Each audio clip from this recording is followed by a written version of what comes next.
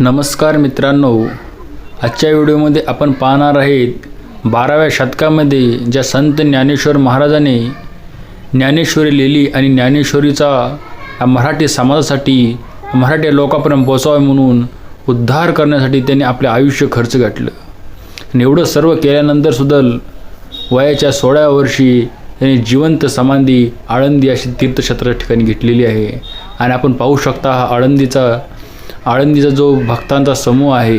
गुढीपाडव्याच्या दिवशी मी गेलो होतो तर त्यावेळेस हा भक्तांचा समुदाय, त्याचप्रमाणे इंद्रायणी नदी आणि इंद्रायणी नदींचा जो पाण्याची लाट होती हे खूप मनाला सुखावणारं होतं. या व्हिडिओच्या माध्यमातून या ठिकाणी बघा अनेक प्रकारचे जे फुलांचे आहार किंवा नारळ उदबत्ती देण्यासाठी बसलेले हा गरुड स्तंभ दिसत आहे. आणि या ठिकाणी अनेक भाविक भक्त इंद्रायणीमध्ये आंघोळ करण्यासाठी येतात आणि हा मंदिराकडे जाण्याचा रस्ता आहे. या ठिकाणी छोटे मोठे अनेक दुकानं असतात, लहान मुलं असतात. या ठिकाणी आपण बघू शकता की या इंद्रायणीमध्ये लोक स्नान करतात, जेणेकरून ही पवित्र नदी पुढे जाऊनच ती चंद्रभागा या नावाने ओळखली जाते. तसेच ही भीमा या नावाने ओळखली. हे गरुड स्तंभ हा सर्व उंच असतो. रात्रीच्या वेळेस हा जो मनोरा असतो खूप आकर्षक दिसतो. या ठिकाणी आपण पाहू शकता की हा कुंड आहे, थोडासा घाण झाला कारण या ठिकाणी भाविकांची गर्दी असल्यामुळे कंटिन्यूमध्ये तर स्वच्छता होऊ शकत नाही, कारण कंटिन्यू प्रकारचे भाविक येतच असतात. आणि नदींचं सध्या पाणी आपण पाहत आहे सध्या खाली आलेलं आहे. तर कधी कधी पाण्याचा प्रवाह हा पूर्ण बाहेरील जो भाग आहे या ठिकाणी पायऱ्या दिसत आहेत, हा पूर्ण जो एरिया आहे हा पाण्याने भरलेला असतो.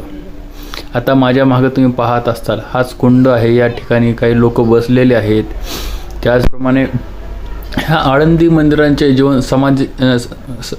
आळंदीच्या बाहेरील हा परिसर आहे. आणि हा इतका पावन झालेला आहे की इंद्रायणी नदी जर महाराष्ट्रामध्ये कोणाला जरी बोलले तर ती ज्ञानेश्वर महाराज समाधी घेतलेली नदी म्हणून ओळखली जाते. आणि ह्या पवित्र नदीमध्ये अनेक भक्त वारकरी संप्रदाय असेल, पालखीच्या वेळेस खूप मोठी गर्दी असते. या ठिकाणी भक्तांचा समूह असतो.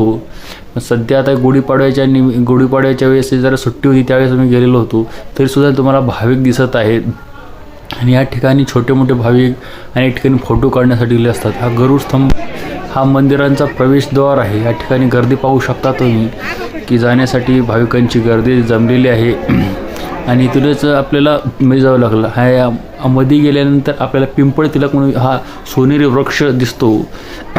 त्याच्यानंतर या ठिकाणी पालखी दिसत आहे किंवा या ठिकाणी जे वारकरी संप्रदाय असतात त्यांचा भगवा ध्वज घेऊन जात आहेत. आपण उन्हाळ्यामुळे या ठिकाणी वर पडदा टाकलेला आहे. या ठिकाणी लाईनमध्ये जाण्यासाठी जी सोय असते भाविकांची ही चेंगराचेंगरी होऊ नये म्हणून केलेली आहे. आणि हा पिंपळ वृक्ष पवित्र मानला जातो. या ठिकाणी आपण पाहू शकता हा मंदिरांच्या बाहेरला जो स्त्रियांचा भक्त ही आदमबाग म्हणून हा वृक्ष आहे. हा हजारो वर्षाचा वृक्ष आहे आणि याचे दर्शन घेण्यासाठी भाविक म्हणजे कंटिन्यू गर्दी असते. आणि आपण बघत होतो संत एकनाथ महाराजांचा पार आहे. या ठिकाणी संत एकनाथ महाराजांनी विठ्ठल भक्तीसाठी ज्ञानेश्वरी रचिला पाया उभारले कळस अशा पद्धतीने असलेल्या या संत एकनाथ महाराजांचे हे मंदिर आहे. आणि या ठिकाणी आपण हैबतराव महाराज म्हणून इथले जे आळंदीमध्ये प्रसिद्ध आहेत हे यांचं मंदिर आहे. या ठिकाणी सुद्धा गर्दी दिसत आहे. ह्या पारापाशी म्हणजे गोल जो प्रदक्षिणा घालत असतात त्यावेळेस हे मंदिर दिसतं. आणि हैबतराव महाराजांचं हे मंदिर आहे. या ठिकाणी भक्तांचा जो उत्साह आहे आपल्याला दिसत आहे. हा हैबतराव महाराजांच्या मंदिराकडे आता सध्या मी जात आहे. या ठिकाणी सुद्धा भक्तांची गर्दी खूप दिसत आहे मला. आणि भक्तसुद्धा इथं मी सुद्धा पहिल्यांदाच दर्शन घेत आहे. याबाबत माझं मला माहीत नव्हतं, परंतु पहिल्यांदा दर्शन घेत आहे. या ठिकाणी त्यांचा विना, त्यांनी लिहिलेले ग्रंथ, संप्रदाय हे मधून मी एक फोटो घेतलेला हैबतराव महाराजांच्या समाधीचे आहे. या ठिकाणी नंतर मी वळवून असं जात आहे. या ठिकाणी आपण पाहू शकता इथे सुद्धा काही मंदिरं आहेत. आणि या ठिकाणी आळंदी तीर्थक्षेत्राच्या वतीने प्रसादाचं वाटप करण्यात येतं आहे. त्याच्या पुढे जाऊन या ठिकाणी एक आकर्षक असं जुन्या काळातील बांधकाम आपल्याला दिसते. हा सर्व मंदिराच्या आतील जे दृश्य आहे. या ठिकाणी कमानी केलेली आहे जुन्या काळामध्ये राहण्यासाठी सुविधा म्हणून. आणि त्याच्या पुढे जाऊन आपण पुढे जात आहे. या ठिकाणी ज्ञानेश्वर, मुक्ताबाई आणि सोपानदेव हे दिसत आहे. त्याचप्रमाणे विठ्ठलांची मूर्ती दिसत आहे. या ठिकाणी अनेक भाविक सुद्धा श्रद्धेने दर्शन घेतात. हा मंदिराच्या मागडला भाग आहे. हे मुक्ताबाई मंदिर आहे. ज्ञानेश्वरांची बहीण असली छोटी बहिणीचं मुक्ताबाईचं मंदिरसुद्धा याच ठिकाणी आहे. आणि या ठिकाणी सर्व हे भावंड भक्तिभावाने पूजा विठ्ठलाची करत होते. म्हणूनच आपल्याला हा प्रत हे सिद्धेश्वर महाराजाचं पुरातन काळाचं मंदिर आहे. हे मगा म्हणल्याप्रमाणे सुवर्ण पिंपळ हे आहे.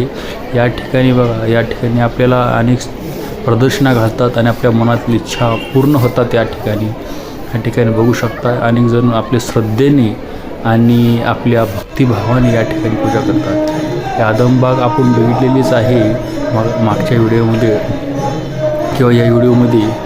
त्यामुळे हे त्यानंतर पुढे आपण जात आहे. या ठिकाणी संत ज्ञानेश्वरी आपल्याला दिसेल. या ठिकाणी काचमध्ये बद्ध केलेली आहे. ही संत ज्ञानेश्वर महाराजांच्या काळापासून जी आलेली ज्ञानेश्वरी या ठिकाणी पसायदानसुद्धा दिसत आहे आपल्याला. आणि या ठिकाणी लोक भक्तिभावाने याचं करतात. ही पालखी आहे. ही फक्त पालखीच्या वेळेस केलं जाते. तसं दर्शन घेण्यासाठी खूप मोठं रंग असते. ही काचून बंदिस्त आहे. ह्या ठिकाणी बघत आहात विणकरांचे जे विणा असतं त्या ठिकाणी पाया पडण्यासाठी लोक अशा अक्षरशः गर्दी निर्माण झालेली आहे. या ठिकाणी आता बाहेर येत आहे. त्या बाहेर येत